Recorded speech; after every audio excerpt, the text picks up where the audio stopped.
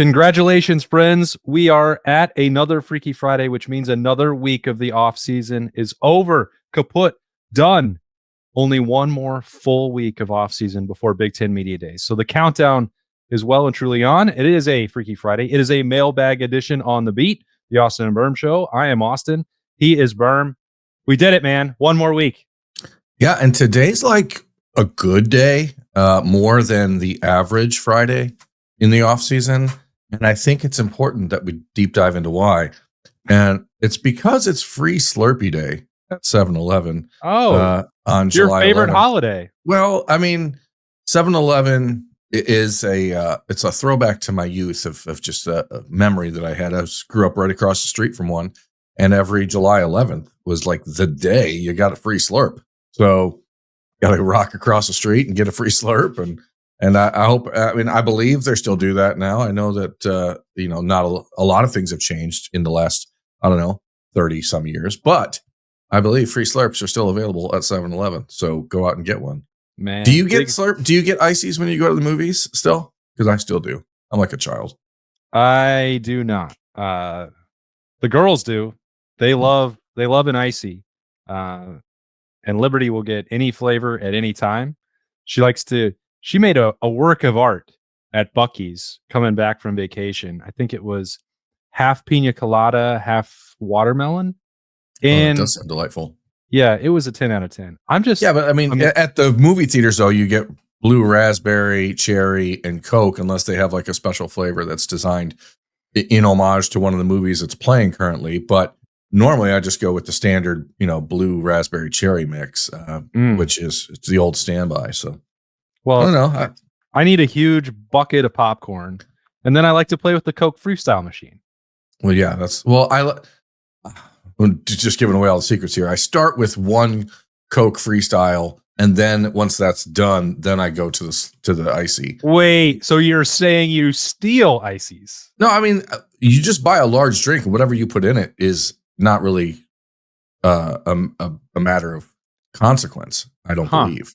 Well, we'll let AMC decide if that's true or not. I don't know. I mean, every time I go to the Dublin 18 or whatever that is over there on whatever street that is, that's how I do it. So they've never stopped me. It also today, Superman is released today in theaters worldwide. So if you're gonna go get a free Slurpee, and then you're gonna go get a Slurpee at Superman. No, because I only do that icy situation at the movie theater by your house, and since I'm not in Columbus right now, that's not how it operates at the old Franklin Park Mall in Toledo, Ohio. So I don't have quite the same freedom of movement as I do in Dublin. All right. Well, we're off and rolling. As you can tell, it is a Freaky Friday. The rest of the questions, I didn't even ask Birm that question, but they're about football. And so this will be a football Freaky Friday. They are mailbag questions. Thank you to everyone who emailed them in. As Birm said, he gave that address out a couple times, and you guys filled up the message, the email inbox for us, the mailbag. Yeah. And I want to be clear, there are questions and topics that have been sent in to us in there that are not addressed in this episode, but some of them require a more of a in-depth conversation. So I think that they're good topics, and I've emailed back a response to a few folks, and I certainly will be looking into them. But the quick hitter type questions, I feel like are better for the mailbag. All right. And the first one did arrive from PJ in NJ. He's got, outside of Caleb Downs, what Ohio State players do you think are capable of executing well on both sides of the ball? You start with Caleb Downs, and I still would like to see maybe 5 carries. I don't want to see him full time at running back, but if you're trying to boost a Heisman campaign, I'm still not opposed to the idea, Birm. No, I mean, I think that in a season that shapes up the way this one may, which is like, hey, you're going to have to probably scrape out some wins, and you have to do some creative things because you don't have maybe like a surefire answer at every position like you're used to, because you have question marks. Even talented guys at running back, sure, but they're question marks nonetheless until they're not. And right now they still are. So I think giving the ball to Caleb Downs would be a good thing to do every once in a while. Whether that's in the return game or out of the tailback spot, I don't think I particularly care. Although I do think if you wanted to win a Heisman, that's what you have to do. Who is there anybody that immediately comes to mind for you, and who is it? 100%, because I still Can't stop thinking about the only good thing that I saw in the Cotton Bowl almost 2 years ago now. Caden McDonald playing fullback, and I must have it again. It can't just throw this out in an otherwise exhibition meaningless game. Like, you know what? We're never going to revisit this again, despite how fun it was to watch Caden McDonald pull out on the perimeter, pick up 2 blocks, sprint 15 yards downfield. Yeah, was it perfect? No, but was the foundation there? Yeah, absolutely. Sometimes we just get again, I'm not talking about 20 snaps on offense. He can't afford to spare him. Like, Ohio State needs as much as they can possibly get out of their defensive tackles on that side of the football as they can. But what you're talking about, Birm, when it comes to creativity and expanding the offensive arsenal, which I think is a conversation that's like exclusive to the red zone and short yardage creativity. Caden McDonald can absolutely run ahead 5 yards, bury 2 people in the ground, and create a hole for a running back. I'm not even saying that you have to hand it to him, which would be fun to watch, William Refrigerator Perry style. I just like watching Caden McDonald play football, and I think that there's maybe an opportunity that you could use that to expand the arsenal the way that you're talking about. So when you say who immediately comes to mind, it's obviously Caden McDonald. If it's not something that we've seen before, yeah, then I would say, like, what would the chance of success be in your mind for Josh Padilla with that wrestling background sliding over to help at defensive tackle? See, I was thinking about Luke Montgomery at defensive tackle for some reason. I don't know if it's because he's a little bit bigger than Josh, close to 6'5", 300 plus pounds, and just the type of athlete that Luke is, the footwork he has, but also the insanity that he has when he starts hitting people. Like we saw Luke Montgomery become like the emotional leader of the offensive line in a very, very short order last year. And I think that his brand of intensity would serve him well on the defensive side of the ball. I do want to go back to the Caden McDonald point. Without having a 6'5", 245-pound quarterback, I think you might see Ohio State need a fullback at points in this season. So I hope that that's something that we actually get a chance to see. I've also been thinking about whether or not a guy like Jeremiah Smith could play safety, for example. I think he's so freaky and so long and rangy. I think he'd be an unbelievably talented deep safety for Ohio State. But to me, it's definitely the trenches, and Padilla in the wrestling background is interesting. I haven't seen Josh morph his body into the way that we've seen Luke's change since he got on campus, which is why I lean towards Luke as far as that goes.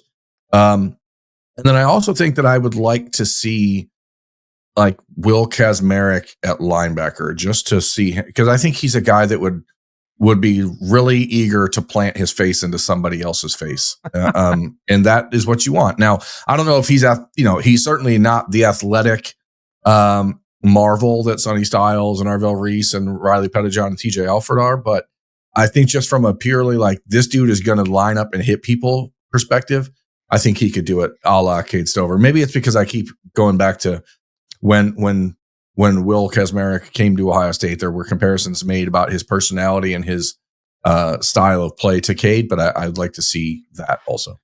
Do you think Keenan Bailey sometimes looks over at the second string linebacker core and is like, is that another Stover over there? I'd like to play with that toy. Bring that over here. Yeah, I mean, Garrett is interesting. Garrett's a little shorter than Cade was, but I mean, you have the same mindset. I think Garrett actually is a player that would be pretty good at running back, given the opportunity. It's just a straight line, one cut back. I mean, Garrett Stover, I might be misremembering this, but wasn't he the fastest player on the team last year? Faster than Jeremiah Smith? He was in the top 5. So I think that an athlete like him, somebody who also is just super aggressive and was a one cut and go type of player, he's capable of doing that. I'd like to see Lincoln Kienholz play baseball. Is that a different thing? That's not the other side of the ball. That's a different ball. Oh, I think that'd be fun. I'm excited. We're going to get to watch Lincoln Kienholz play in the home run derby next week at the Cardale Jones softball showdown or whatever it's called out at Huntington Park. So that'll be fun because Lincoln won that home run derby last year.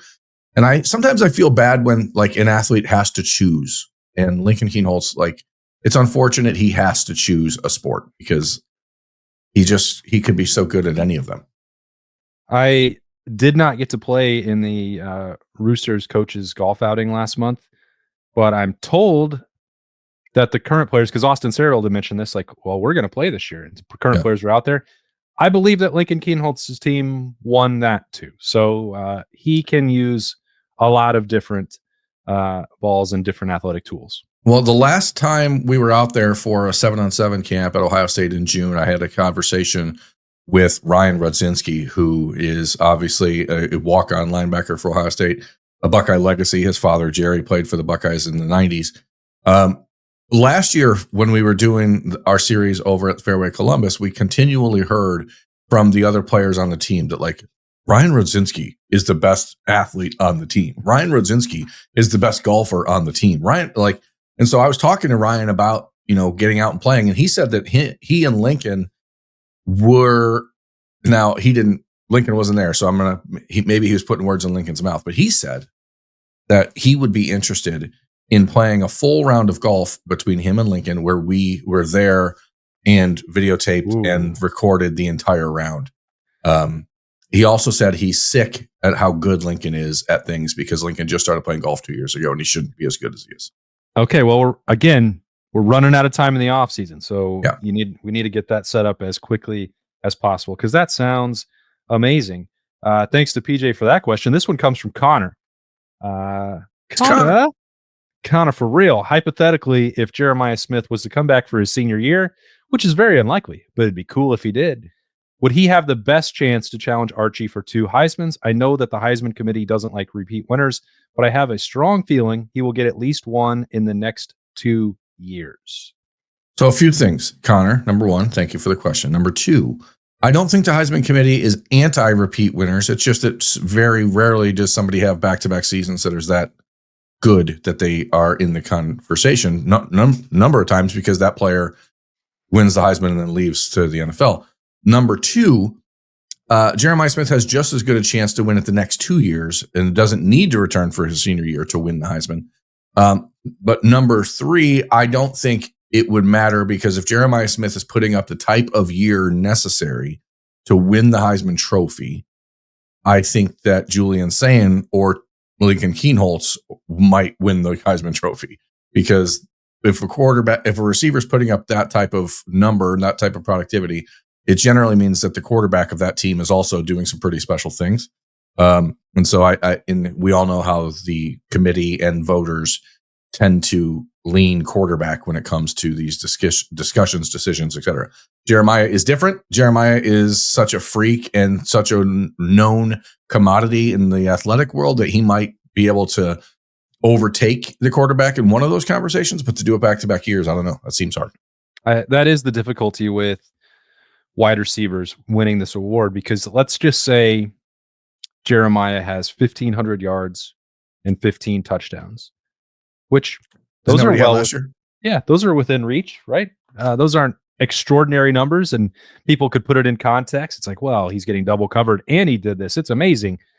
But whether it's Lincoln Kienholz or Julian Sayin, that would not be the end of their production because the rest of the time when that double coverage is taking Jeremiah away, Carnell Tate is going to be over there getting 1,000 yards, and Brandon Ennis is going to be racking up 750 yards, and the total number of touchdowns then are probably going to be like close to 40 or more for the quarterback. And so if that quarterback then supplements that with a few rushing touchdowns, and then you're talking about crazy bonkos numbers like 50 combined touchdowns and 4,000 yards of total offense, that's going to be easier for a lot of the voters. Again, it's not the Heisman committee. It is the electoral college of voters that work in here that often get fatigued. And also because they don't watch every single game, and neither do we, because of most of the voters have to go cover one team and one game every Saturday. They're going to look at those quarterback numbers. And despite Jeremiah's insane level of fame and name recognition, if he is contributing to a quarterback total that is fitting that description I described, then that quarterback is going to get his hands on the statue. Yeah. And what's interesting about Jeremiah, I do think that there's a conversation that we haven't. You and Adam King, I believe, on a Talking Tuesday a few weeks ago, mentioned or spoke about Brian Hartline and the way that maybe things are going to be different this year for Jeremiah Smith. Like JJ last season finished with 1,315 yards, 76 catches, and 15 touchdowns. But when you consider that in 3 of the last 6 games, he had his 3 lowest receiving totals of the year. One catch for 3 yards against Texas, 5 catches for 35 against Michigan, 3 for 34 against Indiana. Like there is a recipe out there to try and eliminate him. And I think what will be most interesting for Jeremiah is how good Carnell Tate is this year. Like that ultimately is going to me, dictate how good Jeremiah Smith is numbers wise and what his odds are of winning an award like that. Because what we saw out of Marvin was that when people knew he was going to be getting the ball, he still had to be single covered in a lot of cases, or at the worst, double covered. Now, what we saw happen to JJ at the end of last year was 3 guys on him. And so that changes the entire tenor of things. If Carnell Tate, if Brandon Ennis, if Mylan Graham, if Quincy Porter, if Max Clare aren't able to step up and be really effective weapons opposite him, I think it might be the type of year where JJ's numbers are going to look significantly different than they did from a year ago. I aside from the fact that you have a first-time starting quarterback, I think that makes for a very interesting season ahead, because the Buckeyes are going to have to make sure that Jeremiah Smith is not triple teamed every game. We saw, because like you have the exact like example of what not to do against Jeremiah Smith, like what Oregon tried to do with him in the Rose Bowl, where he had 7 catches for 187 yards. Yeah. And then Texas showed the next week exactly what to do if you want to try and eliminate him from the game plan. And Texas, because they had such a good front four and such active linebackers, were able to still make things difficult on the rest of the offense. So not a lot of teams you're going to play are going to be that talented. And so maybe it won't matter, because the Buckeyes will be able to quickly transition to other weapons on the offensive side of the ball when JJ is triple teamed. But I think his numbers this year are almost entirely contingent on how good Carnell Tate and Brandon Ennis and the other receivers are. Yeah. And I think that in a perfect world, because going into the year, there is basically unanimous consent that Jeremiah Smith is the best football player in America. But the Heisman Trophy doesn't always go to that person. It becomes an MVP award. It becomes often a quarterback award. So he's got the best shot of a non-quarterback to win it, I think, without question. But there are so many factors that go into getting there. We can't just assume that that's going to happen this year or multiple times. I mean, there have been 4 players who were primarily wide receivers to ever win the Heisman. So to assume that Jeremiah Smith would go out and win it twice in the next 2 to 3 years does, it seems far-fetched. Tim Brown, Desmond Howard, Devontae Smith, and then Travis Hunter last year. So Travis Hunter doesn't count for that. Yeah, well, I mean, I don't know. I mean, he played full-time wide receiver, even though he played full-time defensive back. He probably won it because he was doing both, not because he was just a full-time receiver. So 3 receivers in history that are full-time receivers and only full-time receivers have won the Heisman. And 2 of those guys, and Tim Brown and Desmond Howard, were also return guys on punts and kicks. So they had other opportunities to make splash plays where JJ doesn't do that. So there is that is not an easy club to join. Let's just be clear. In the history of the Heisman, to only have 3 full-time exclusively wide receivers to win it. Well, that's why Connor said hypothetically, because he wasn't giving him the next 2 years guarantee, just said at least one. So it's a point well made and a fun discussion here for a July Freaky Friday. Chicago Fish has a little bit more of a different angle to take this than reaching for the stars like Jeremiah. This is what are the weaknesses for Ryan Day. It says all Buckeye fans know the strengths of Coach Ryan Day. I'm interested to know what you think his coaching weaknesses are. The 2 most clear to me are, number 1, he doesn't give the backup quarterback enough real playing time. It's always mop-up duty handoffs.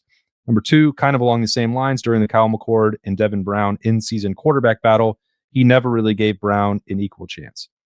If those are the weaknesses, I feel like we're really scraping the barrel to find them. Yeah, I mean, I think that I would have other ones. I would have other ones. But to me, those are very minor concerns. Yeah, I mean, I think that they play into, however, what would be my top concern about Ryan Day as a head coach. Again, understanding he's 46 years old. This is the first and only head coaching job he's ever had. He is still learning and heading into year 7. Like, it's not a finished product by any means.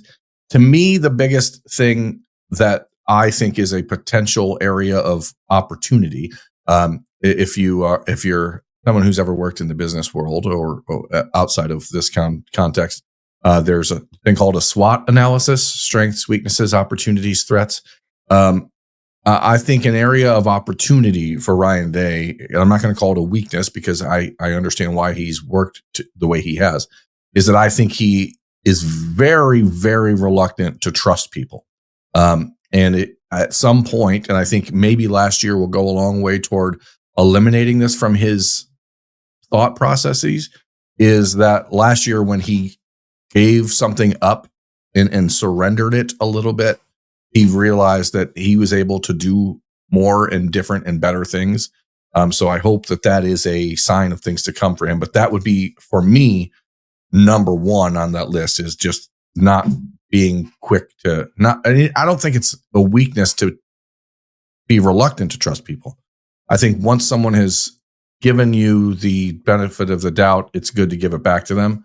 And I think that Ryan Day should be a little bit more willing to lean on his assistants at times. But I think he's getting there, but I still think that was a challenge for him. I think that plays into what, for the most part, if we're evaluating the entirety of his tenure, the trust piece and then evaluating and making the correct hire was close to a 50-50 proposition. Maybe not exactly, but you can see the misses. We know who they are. I mean, they didn't last very long in Ohio State. To Ryan Day's credit, if it wasn't working out, he was quick to make moves and adjust the staff. He was unhappy with the direction that things were going.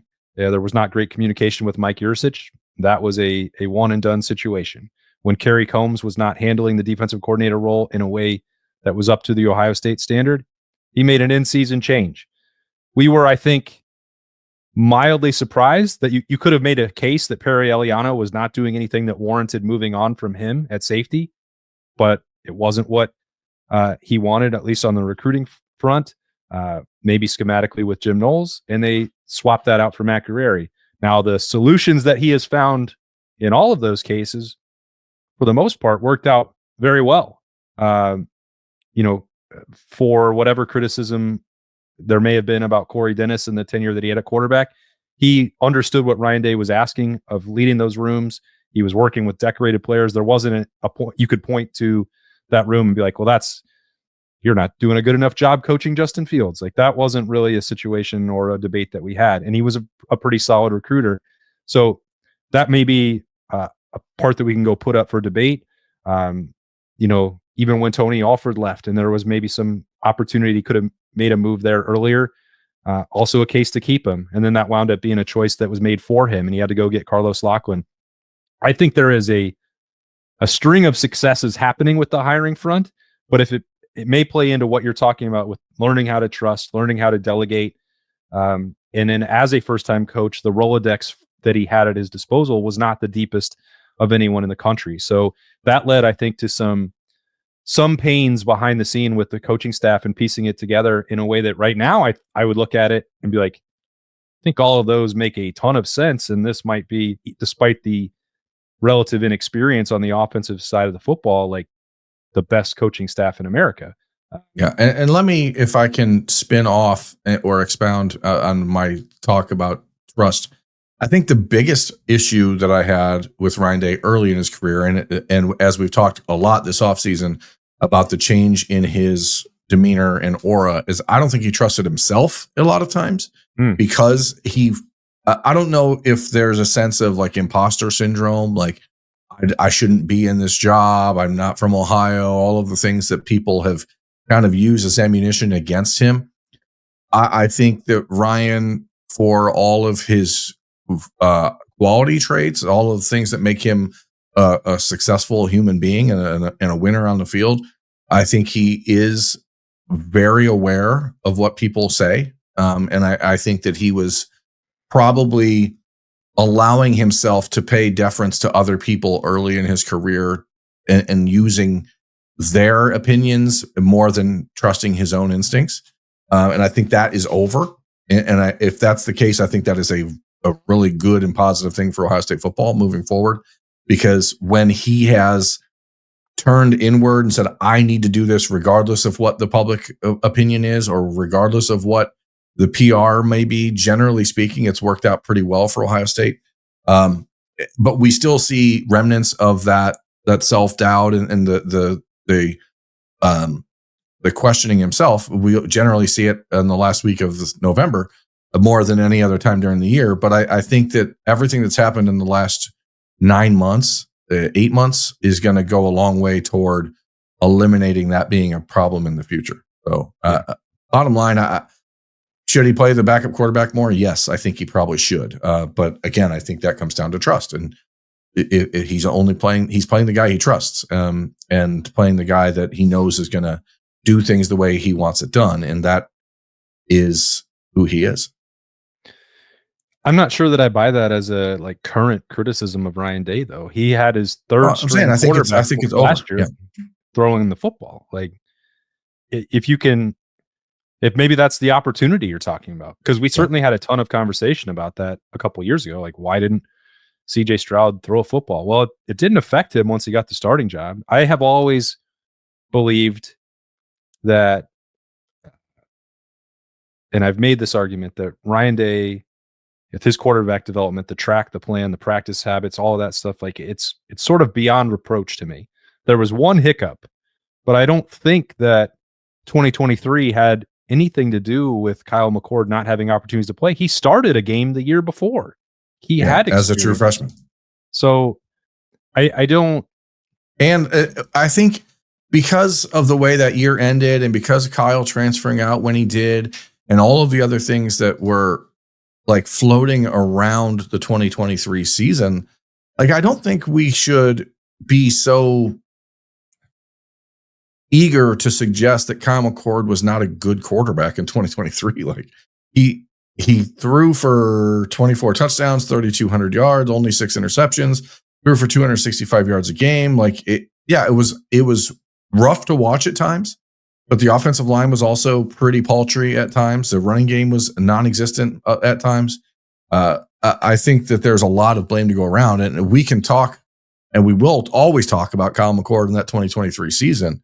But Kyle was not and I'm going to sound a touch hypocritical here, because I know I've said personally that if Ohio State got A quarterback play in 2023, they win the national championship, and they probably got B quarterback play. And now the statistics are not always everything, and you can certainly find criticism in the way that things were led at the position more so than the way that they were statistically outputted at the position, I think. But even that choice, and that's going to lead right into the next question, so I'm just going to move on. Can I just say, if Kyle McCord, if Ohio State had received a block at the end of the game, then instead of an F block, then they would have beat the national champions in that game. Kyle McCord had shown he could make that throw, and Marvin Harrison was open. So the whole thing is it's a touch of revisionist history, because I think the way McCord then left the program 4 days later, I think people have this look back on it and think it was just awful all the time. And it certainly wasn't Justin Fields or CJ Stroud level play at the quarterback position, but it was not why Ohio State didn't win a national championship that year or why they lost to Michigan that year. I mean, as there were other factors at play. But I did want to, it did lead into the next question. This is from Rory from Sandusky. So let's just dive in. Do you think that Ryan Day would admit off the record that he regrets taking Kyle McCord over JJ McCarthy? I think that more than anything is what turned the tide in the rivalry. And I want to add some asterisks here, because there were more parts of this question from Rory that I didn't want to put on the graphic.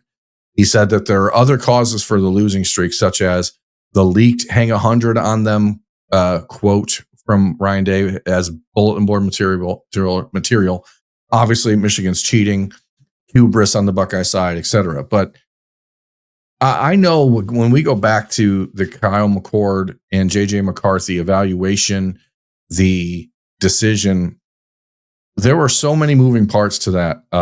Yes, JJ wanted to be an Ohio State Buckeye. Like, make no mistake about that. He grew up an Ohio State fan. He had Buckeyes posters in his wall, in his bedroom. Like, he loved Ohio State.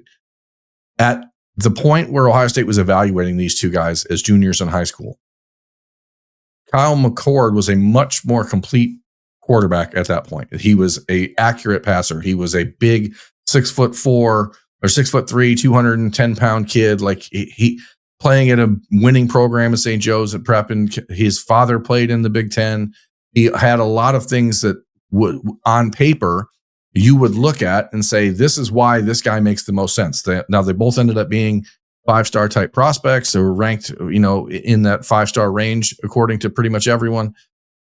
COVID happened in the middle of all this. And I think that Ohio State, now they took a commitment from Kyle before COVID began, but I do think that it eliminated an opportunity for any sort of second evaluation later in the process heading up into the signing period. Not that it may not have mattered, because JJ obviously pretty immediately turned and committed to Michigan. And it worked out great for him and for the Wolverines, who, he went out and talked his talk and backed it up. So do I think Ryan Day would look back and regret it? I don't think he would. I don't think he would have changed his decision personally. Can't take anything away from what JJ accomplished on that side of the rivalry. It happened. You can't go back and change it. But I think about one play in particular that sums up the JJ McCarthy experience and why that decision itself doesn't, to me, turn the tide of the rivalry. If Malik Hartford does not turn his head at this last second on the one play that he's in the game, or the officials actually make the proper review call and uphold Denzel Burke's interception, that game is very different. It was emblematic of how the gunslinging mentality, the aggression of JJ McCarthy, I don't know that that is the kind of mentality, aggression level, risk-taking experience that Ryan Day wants from his quarterback. Now, at the same time, he looks for extraordinary traits. JJ McCarthy's self-confidence, his ability to extend plays, like those things are, maybe that would have been enough. I don't think that there is one style of quarterback that Ryan Day only wants to coach.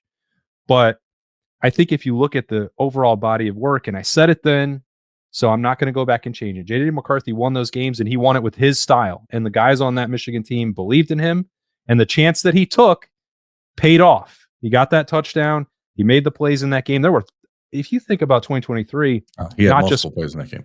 Not just the final play for Ohio State and the comeback and the missed block and the interception for Kyle McCord, but there were a number of throws and risky throws across the field that JJ McCarthy, they worked for him, but I think like 9 times out of 10, they probably wouldn't. And that was on the knife's edge. So he played great, and he was a first-round draft pick, and we'll see what that looks like for Minnesota moving forward. But when you're talking about, and I'm not saying that Rory is a victim of this, but you brought this up before with the game itself in 2023 and revisionist history, to go all the way back to that recruitment. I really don't believe that Ohio State has spent any time second guessing that decision.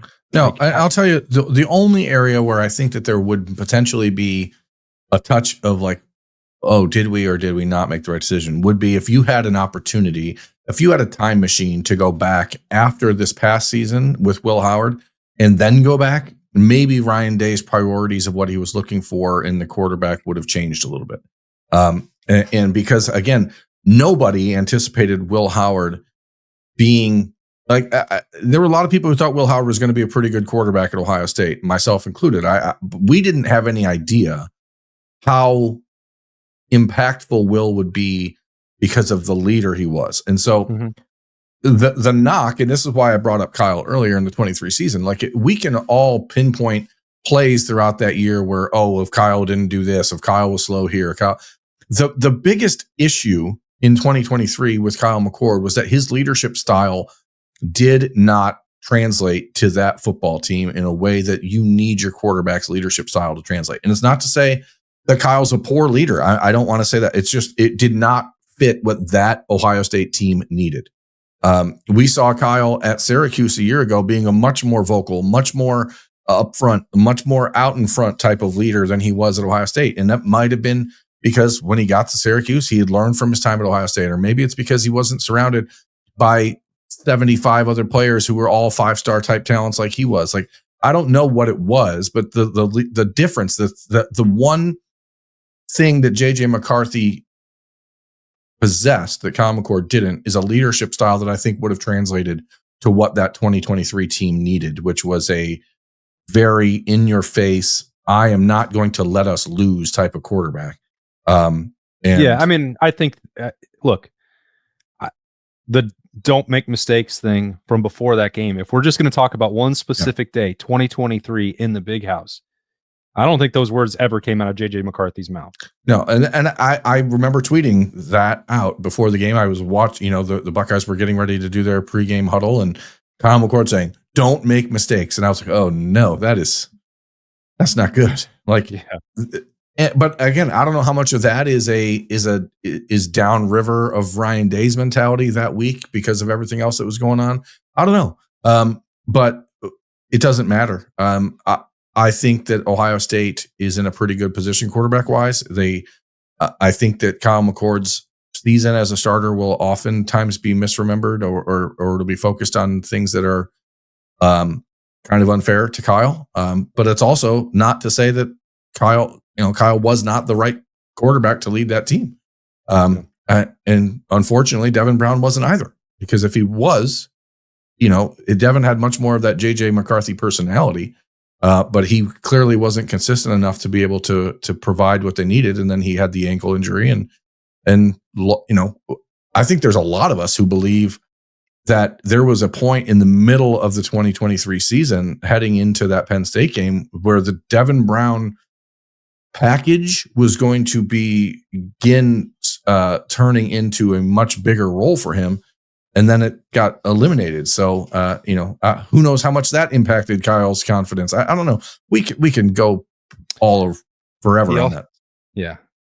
Kyle, by the way, I've made this point before. He had to spend the entire second half of that year playing on 2 sprained ankles. And there was a pretty questionable situation that happened, I believe, at the end of the Wisconsin second quarter, which put the other ankle in jeopardy. So that's not to say that if he'd been fully healthy, then he would have been able to get that throw off against Michigan. I'm not trying to also revise history or change it either. Like, I don't disagree with the things you say about the leadership piece, and we all saw how that played out. I think in terms of arm talent and what Ryan Day was looking for in that time, to go back to the original question, I think he saw what he wanted, and I don't think he would have changed it for JJ McCarthy. But as you said, the evaluation piece is constantly changing. Somebody sent in one more. JB in Michigan. Yeah. He said, if you could add one player from last season's team, not named Will Howard or Tyreek Williams, to this year's roster, who would it be and why? Wow, what a thinker. Yeah, I mean, it's a really deep question. Thank you. Who's this Birm guy? Really smart question. And it does play off of the last conversation, because I go back to that 23 Michigan game, and the block that got missed there at the end of the game was against Donovan Jackson. And it makes you wonder, is Donovan Jackson the player that you would add to this year's roster or not? The tackle version may make things more interesting. I stand by what I said. I think this is the deepest offensive line that Ohio State has assembled in my 14th year covering this team. Now, there is still uncertainty about what that looks like with Austin Serveld and Phillip Daniels competing at right tackle. So maybe if you had Donovan Jackson fully committed to a full year at tackle, that could look different. Maybe Ethan Onyanwa could play at right tackle, and then you just have a surplus of versatility and options on the interior. I would say, like, it's almost not necessary in my mind for that to be the case. I think if I was looking to add one more piece here, I would want to keep Jordan Hancock. I would bring him back. And it's not because there's a lack of options in the secondary, not by any stretch of the imagination. But when we talk about what's the best way to use Caleb Downs? How do you get Caleb Downs in the box? It was the rise and flexibility that Jordan Hancock provided to play, whether that was corner, whether that was nickel, or whether that was either safety spot. Jordan Hancock became the Swiss Army knife for BIA that unlocked everything. And, we look at Jermaine Matthews playing there. We talk about Lorenzo Styles playing there. You mentioned Bryce West this week, what he could maybe do. We see Aaron Scott rising at corner. They have plenty of options. They haven't done it at the level as long or in as many different spots as Jordan Hancock. Again, it may be a spot where it's not absolutely necessary for this team, the same way that I'm saying, well, the pieces are on the offensive line. Well, Austin Zerveld hasn't started at right tackle yet, and Ethan Onyonwa hasn't played it down for Ohio State yet. You take a sure thing in Donovan Jackson. I think I would have to agree with you on that front. But Jordan Hancock is still, in my mind, like criminally underrated for what he provided. I think I would choose, again, thank you for the question. Really good one. I would choose a player that it's a similar conversation. It's not like hey, we need this guy because this position is now lacking in talent or depth. But it's just because we saw in 2021 like 3 games of a fully armed and operational Trayveon Henderson. And it was special. And then we saw him for 1 full season, healthy, ready to go. Now, part of that probably because he was splitting so much time with Quinshon and he could just stay fresh. Whatever it was, I would love to see another season of that for Trayveon, because that was just fun.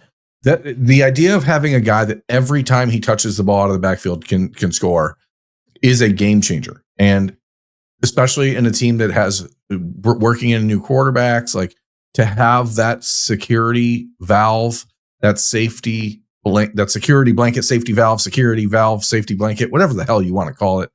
I just think that Trayveon was so much fun to watch last year, and we got to really see him evolve from being that super shy, reluctant to talk kid in 2021 to being like, now he still was not like the guy who was always talking first last year, but when he spoke, people listened, and he became like one of the biggest leaders on this team.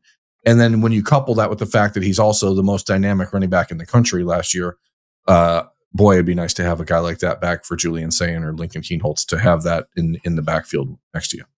I really wanted to just cheat and say Ty Hamilton. So yeah, I would have let you. I nearly, whoever submitted this question I assume they had to have been thinking either defensive tackle. Yeah. But I read this person's mind. Yeah. But Ty Hamilton is a different type of player than Tyreek Williams. So ultimately Tyreek's disruptiveness and his ability to stop against the run made him sort of the can't touch on defense type here. But it is crazy. You think about the fact that Ohio State lost 2 first-round offensive tackles, the Remington Award winner, the school's all-time leading receiver in receptions, and none of those guys are being talked about. So it does give a sense of exactly how much depth is remaining on this team. But man, if you could add a guy like Trayveon back to this offense, it would be pretty special. And maybe James Peoples has that ability, but we haven't seen it. And Trayveon, the glimpse we saw in 2021 was enough to just keep you salivating for 3 years. And then what you got out of him last year, especially in the last half of the season, was just an absolute difference maker. Yeah, those touchdowns against Oregon and Texas. Both of them, because of the way the press boxes were angled in the Rose Bowl and at AT&T Stadium, he was running directly towards me, and it was like he was being fired out of a cannon at you. I know that that's a cliche, but that's what it felt like. It's like, how this is coming way too fast. I don't know what he's doing. Like, slow down, buddy. You're going to run through the wall.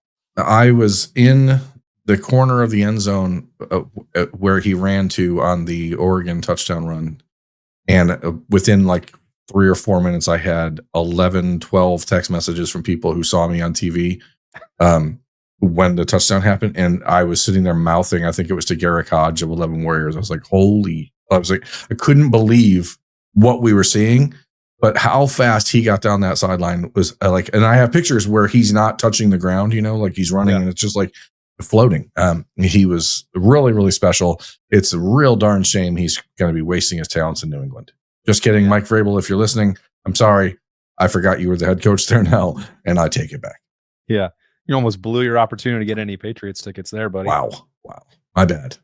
Hey, it's been an awesome week hanging out on the beat. We've just got one more full one to go without any new Ohio State conversation to talk about. We are, what do we got? 10 days away from Las Vegas, a week and a half. Can't wait to get out there for Big Ten Media Days. And then after that, we are inside 3 weeks until training camp begins at the Woody Hayes Athletic Center. So thanks to everyone who sent in some mailbag questions. That email address is still out there if you want to send in some topics. Maybe we can dig into another mailbag next week if you guys want. It's the Austin and Birm Show at gmail.com. And there you go. It'll be in the notes as well. We appreciate some of the other topics that you've sent. We'll see if we can dive into that next week as we fill these last few days as we wind down this long, monotonous off season. But thanks again to you all for spending this time with us on 10 TV, 10 TV Plus, 97.1 The Fan, YouTube, or anywhere that you download podcasts, however you get this show. And if you made it to the end here, we sincerely thank you. We hope you have a great weekend. He is Birm. I am Austin. We'll see you on Monday.